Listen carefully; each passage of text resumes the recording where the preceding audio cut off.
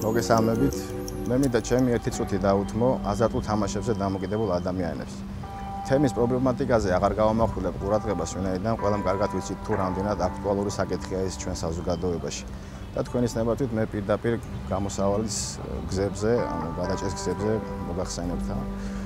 მინდა გავაჟღერო საკანონმდებლო ინიციატივა, რომელიც გულისხმობს ლუდომანებისთვის ნებაყოფლობითი ვადიანი თვითაკრძალვის მექანიზმის შემოღებას, რაც ვფიქრობ, რომ იმ ადამიანებს, ვისთვისაც აზარტული თამაშები არა გართობა, არამედ უამრავი უბედურების წყაროდ იქცა, ექნებათ საშუალება, რომ თავი დააღწიონ ამ ძალიან მძიმე სენს.